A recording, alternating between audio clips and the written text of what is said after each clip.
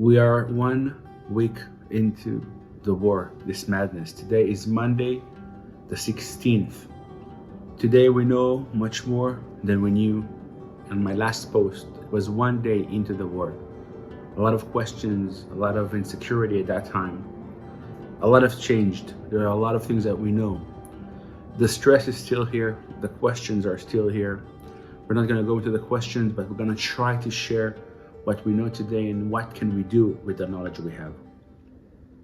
We know now that this wasn't random. It was planned for 2 years with the help of Iran.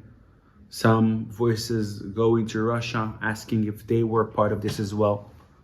It was planned, it was delivered, everything was executed on the way it was planned. They found already messages on the vests of the soldiers of this terrorist from the Hamas.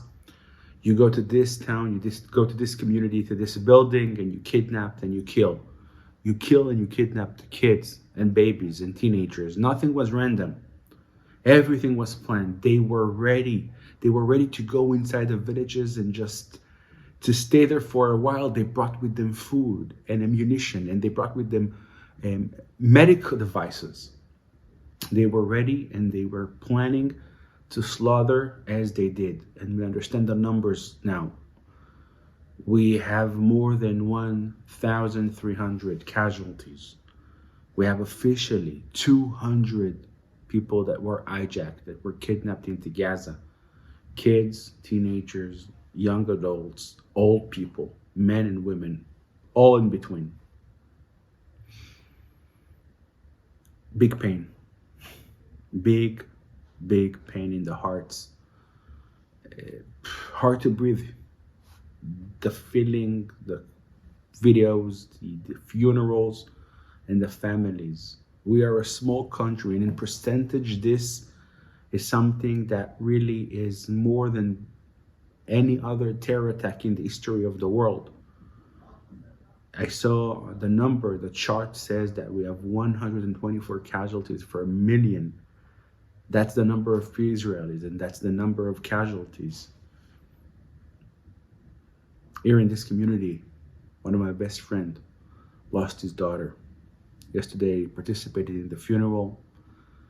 A week ago, she went to the party that Saturday night, the awful party with so many teenagers, so many young people dying. She was missing for a week, and on Friday night, we got the news. The family got the news that she was found dead. The funeral was one of the worst I ever saw.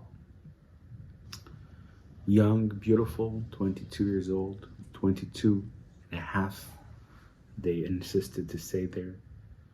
The younger sibling is in this class with my son. You see a kid, 9, 10, crying in tears, understanding he won't see his sister. Multiply to the whole casualties, the families. There are families that were wiped out. 2 siblings, the whole family. There were orphans that were buried because all of their families died. They wiped out families. There's a lot of pain, and we're not missing it. But there's also a lot of courage and spirit. If you're in Israel, if you see what happens here, you will be amazed how a nation that suffers and really went through such a devastating situation woke up.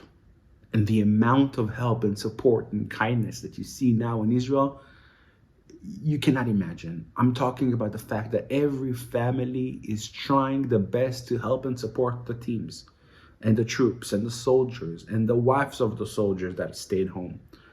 And literally every person thinks, how can I support? How can I go and volunteer? What can I prepare? 3 small examples from this community alone, just the small communities of Tufim. Number 1, all the soldiers that come here, they're being fed. There's the coffee centers and candies all over. Their clothes are being washed by the wives here, by the mothers, by the families here, and being given to them. Personally, I collected some money from friends that wanted to help and support the mothers at home with their kids. So I brought sushi for dinner twice already this week. Small gestures. You cannot imagine how much supply was given by people, by soldiers, by civilians to soldiers. I was driving yesterday with a car filled with those portable chargers. This is something that you see all over the place. And the amount. We are suffocating the soldiers with our kinds, with food, with cookies, with everything a person can give. We saw courage. We saw now when we heard how those soldiers, those commanders, the first responders acted. We heard of voices of heroism that you heard in all the wars of Israel, but there are new names that are going to be added to the list. I'm going to name two. Check those names later. One is Ben Binyamin Shimoni, a guy that was actually in the party Saturday night, was able to run away, arrived to his home, thought, but there are fights now in the south. Took his supply, went back to the south and and he fought, and he was able to kill terrorists, and he was able to help friends. After a couple of hours of fighting and helping and really saving lives, he was shot. Another person is Matana Bergil. Him and his troop were one of the first people to encounter the terrorist, and there was a grenade that was thrown into the tank where he sat, and like the heroic stories, he jumped on the grenade to save his friends. We are focusing at this time of war on one thing: to be strong and courageous. But more than that, we need to prepare and we need to be ready. Here in CFOIC, we're dealing with hostile villages around us all the years. If you are a supporter of us, if you know our story, you know. If you visited, you saw. They are literally surrounding us. After what we saw in the south, we understand now more than ever, if it wasn't clear until now, that we need to prepare. This week, I got so many phone calls from communities telling us we need your help and we need your support. We need the drones. We need the cameras. You need to help us with this road. You need to help us protect our communities. We saw in the south that the army is not enough. The first response team, if they're ready and prepared and geared, they can make the change. We are dealing here with safety. We're dealing here to how to protect our communities, and our requests are a long list that does not end.